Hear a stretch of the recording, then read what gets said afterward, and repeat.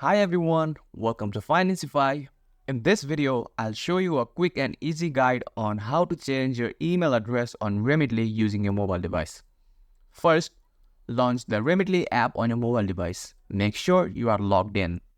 Once on the home screen, locate and tap on the profile icon or the manage icon located at the bottom right corner of the screen. Then, from the drop-down menu, select Profile. Inside the profile interface, scroll down to the email section. Tap on your current email address. Enter your new email address in the provided field. Double check the new email address for accuracy. Tap Save or Update to confirm the change.